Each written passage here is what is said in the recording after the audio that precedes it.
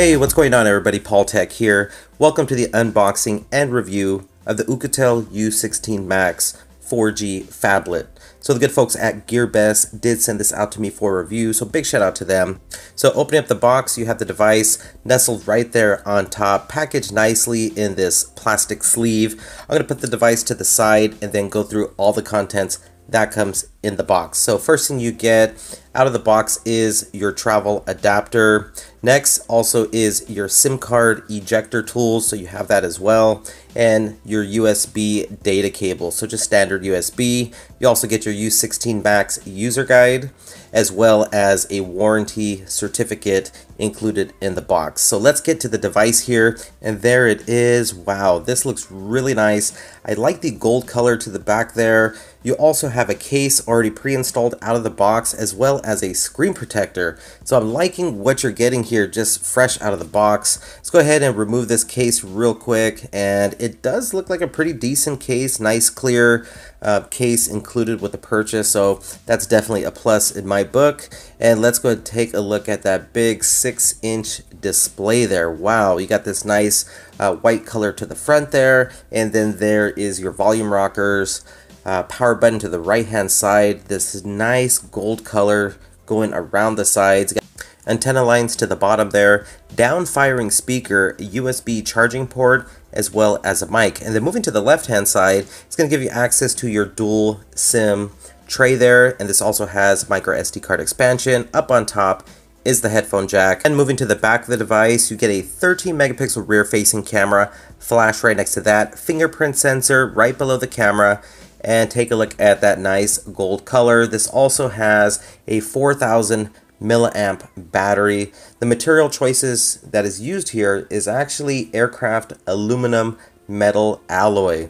So some premium materials used here. Let's go ahead and remove that back sticker. Get a more clear look at the back there. So wow, looks really nice, really clean looking. I mean, you do got some branding on the bottom there, but it does have a nice smooth surface. Doesn't appear to be picking up fingerprints and oils off my skin. Also has some pretty good weight to it as well. But I really like the look of this device here. Let's go ahead and move back to the front of the device. You got that pre-installed screen protector there, so let's go ahead and remove that. You're also getting a 5 megapixel front-facing camera. You got LED notification light, and going back to this display here, so this is a 6-inch 1280 by 720 display, 2.5D arc screen, and this also has 244 pixels per inch.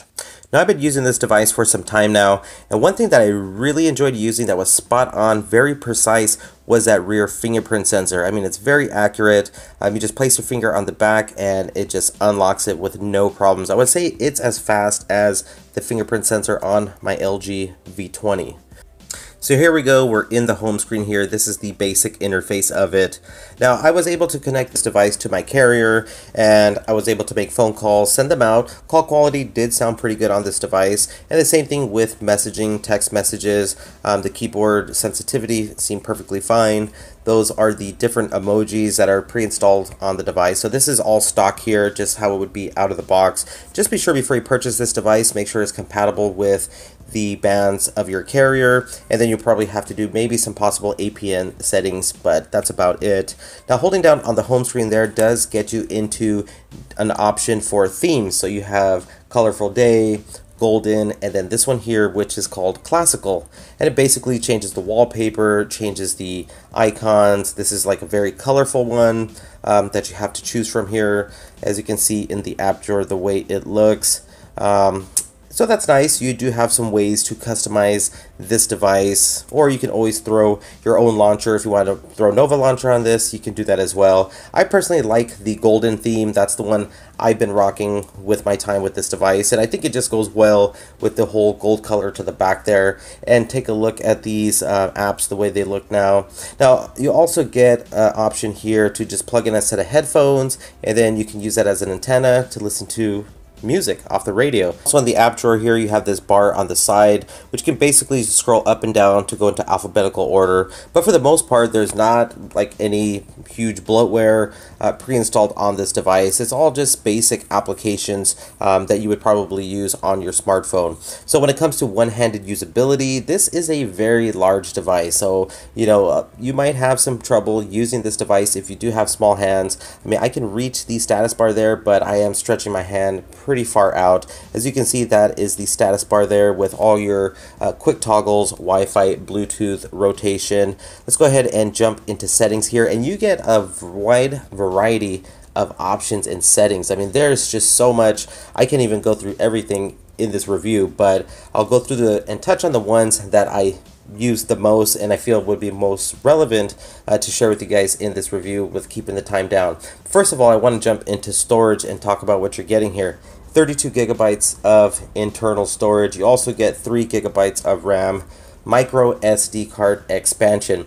And what's great about this device is when you put in your micro SD card, you can actually format this as internal storage. So that's a great feature. I know some smartphones out there that don't offer that. So moving to About Phone now, this device is rocking Android 7.0 Nougat out of the box. So that's great. You get all the Nougat features, for instance, like split screen, data saver, you can quick reply in the notification bar, so that's excellent. You are getting Nougat. Now, a feature you get in settings if you enable it is called float gesture, which is basically this right here.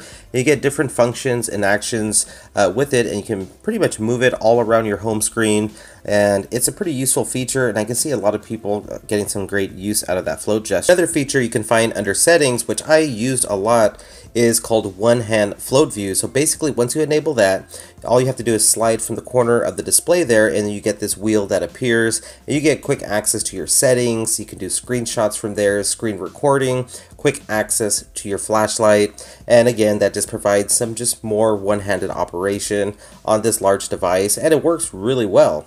Now, if you really want to shrink things down, all you got to do is slide from the bottom left portion of the display across, and then that will shrink down your home screen. You can jump into your app drawer, you can launch applications, so it works really well. So I think, you know, this device will work great for those that have large hands or even small hands. It works for everybody. Now, you also get this other feature here, which is called gesture unlock. So you can just use certain gestures on the lock screen, and then it'll launch a certain application. Very neat. So what's under the hood of this device? You're getting the MediaTek MT6753 clocked at 1.3 gigahertz. This is a octa-core processor, and you're also getting 3 gigabytes of RAM, as well as the Mali T720. Now, in terms of performance, I would say the device actually performed very well. I was able to jump from one application to the other. I would say you do have some pretty good RAM management on this device, but I would still keep the background apps down to a minimum because it can kind of slow the device down. But specific things that I was looking for using this device was, did the screen just totally freeze on me, or did the phone just start boot looping on its own? And it didn't do anything like that. So like I said, performance wise was pretty good. Another feature I really enjoy using is the dual window mode, or the multi-window. Basically, you can have 2 applications on the display open, and you can use 2 applications at the same time. So that's very useful for multitasking.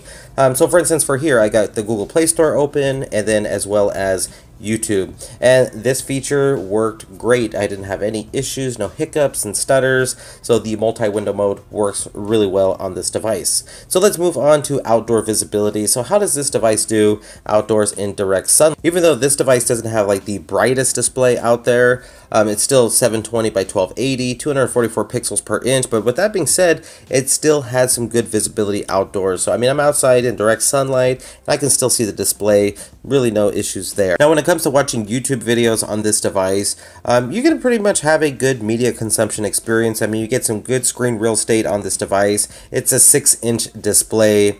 The highest resolution you're going to be able to watch YouTube videos is going to be 720p at 60 frames per second. So, you know, it's not the highest resolution, so I mean, don't expect super high vibrant colors, but for the most part, you do get a good media consumption experience.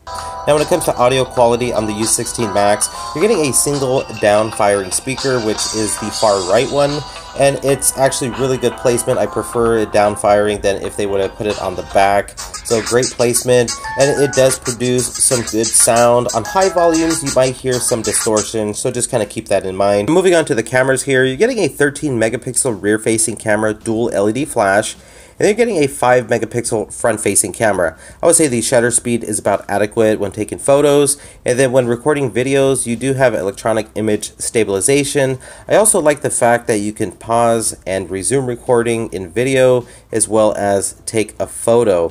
I would say in good light is going to produce some good photos. When it goes into low light, that's where things get pretty grainy. You do get some other modes here, like a face and beauty mode, as well as panorama mode.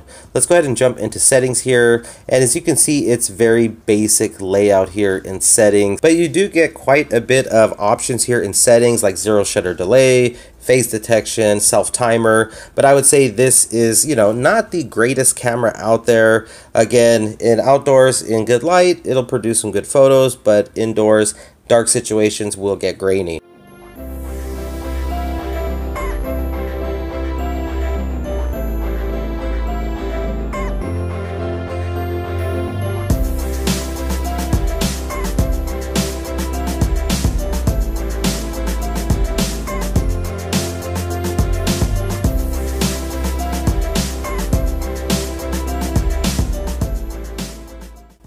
Now moving on to the Geekbench 4 test, we got a single core score of 622, multi-core score 2,597.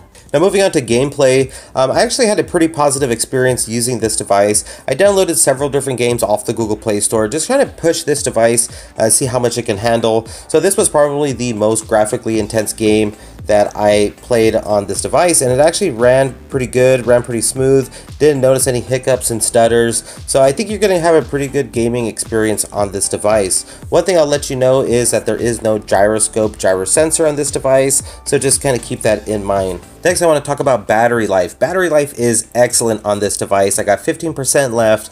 I'm at 7 hours of screen on time. So 4,000 milliamp battery on this. It charges at 5 volts at 1.5 amps.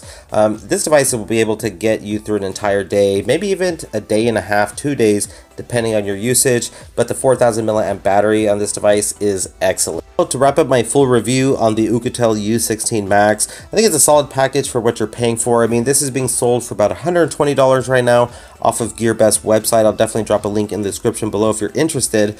But again, 4,000 milliamp battery, aircraft aluminum metal alloy build, 32 gigabytes of ROM, 3 gigabytes of RAM, octa-core processor, a very fast fingerprint sensor. Other than that, I hope you enjoyed the full review. If you did, please hit that thumbs up button and please subscribe for more future videos. This is Paul Tech, and I will talk to you on the next one. Bye.